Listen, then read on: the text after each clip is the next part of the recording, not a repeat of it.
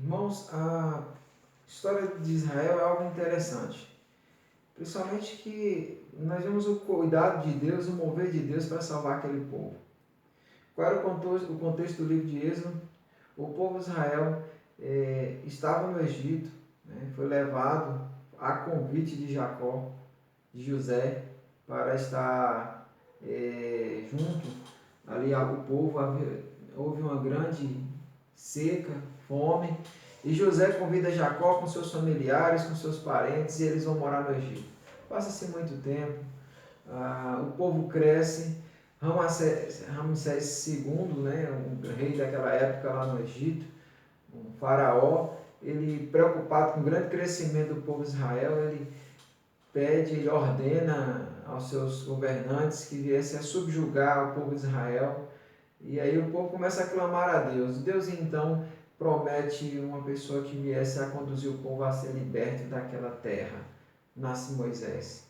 Nós conhecemos a história, vemos como Deus salvou, cuidou a vida daquela criança tão pequena e deu a possibilidade que ele fosse criado em meio a uma cultura totalmente diferente.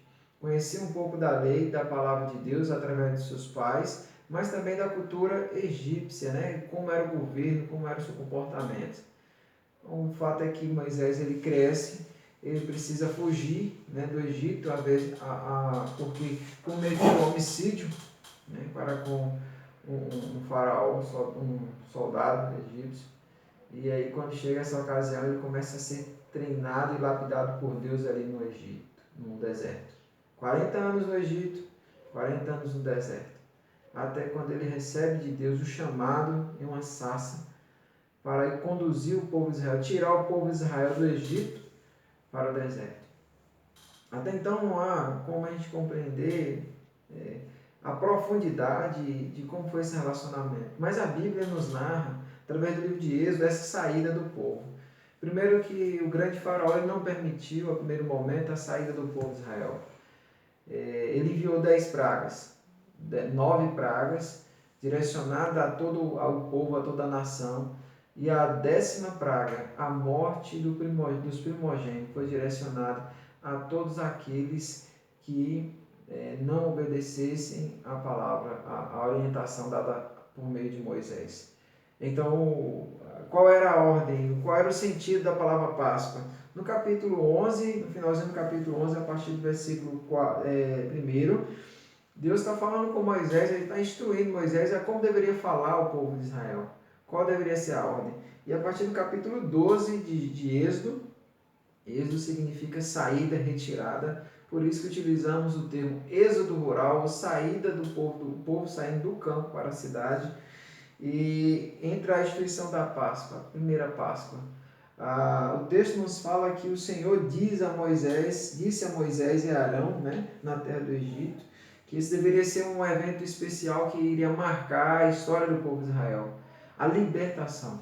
Então essa mensagem, o sentido da Páscoa verdadeiro, tem a ver com a libertação do povo de Israel e a esperança de uma nova terra, a esperança de viver uma nova vida com Deus, adorando tão somente a Deus. Então, como eles deveriam se comportar? Primeiro, deveriam pegar, versículo 4, cada família deveria pegar um cordeiro ou um cabrito, perfeito, sem mácula, sem mancha. Esse animal deveria ser imolado, sacrificado, o sangue dele deveria ser vertido ali. E aquele sangue deveria ser espargido nos umbrais da casa, como se fosse na caixonete da casa.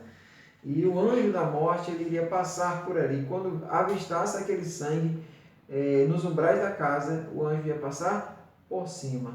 Daí a palavra pechar ou passar por cima. O sangue do cordeiro livraria aquele povo, ou primogênito daquela casa, daquela família da morte. Esse era o sentido da Páscoa. E como deveria ser essa cerimônia? Deveriam espargir o sangue e depois eles iriam comer esse animal. Deveria ser assado. Versículo 7 fala que eles tomariam sangue, né? Colocando nos umbrais da porta. Deveriam comer com pães asmos. O pão asmo asmo é sem fermento. Sem fermento na Bíblia é pecado. Então, submissão, entendendo que o sacrifício daquele animal, o sangue dele iria salvar, sem a presença do pecado e remissão, pedir perdão pelos pecados e arrependimentos. Eles deveriam também comer com ervas amargas, a ideia de relembrar o sofrimento que foi passado pelo povo, então trazer à memória o sofrimento para assim valorizar o futuro.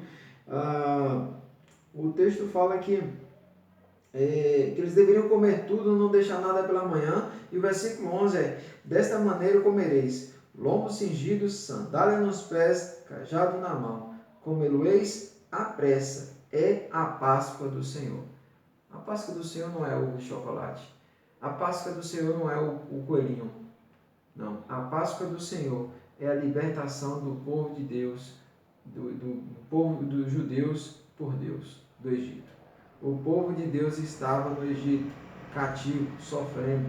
Deus, com a sua boa mão e a sua misericórdia, libertou esse povo. Essa é a mensagem sobre a verdadeira Páscoa.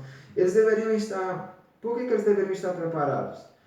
Primeiro, sandália nos pés, deveriam estar preparados para seguir em viagem. A terra dos judeus não era no Egito. O lugar do povo de Israel não era uma terra estranha, era em outro local. Eles deveriam estar com os seus lombos preparados para enfrentar qualquer adversidade que poderia advir no deserto. Por quê? Porque certamente viriam, no caso, para eles. E com pressa. Qualquer momento seria aquela hora deles saírem para o deserto. Sair de uma zona de conforto, sair de um lugar protegido como o Egito e ir para o deserto. Como que a igreja deve se comportar hoje?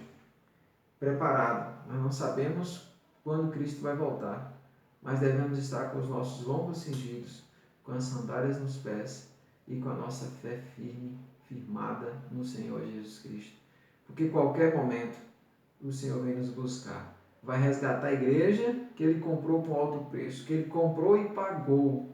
Quando Ele disse, está consumado, a dívida foi paga. Que Deus, pois, nos abençoe e nos ajude a entender o verdadeiro sentido da Páscoa. Mais do que nunca, o Brasil, o mundo, está vendo uma nova face do que é Páscoa. Muitas pessoas hoje deveriam estar correndo atrás de comprar ovo de Páscoa, mas não.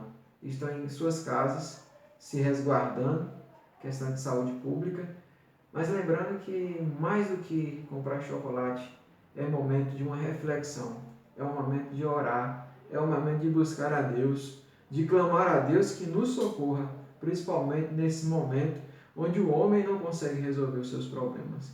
Que Deus nos ajude e nos abençoe no nome de Jesus Cristo, que vive e reina para todos sempre. Amém. Muito obrigado.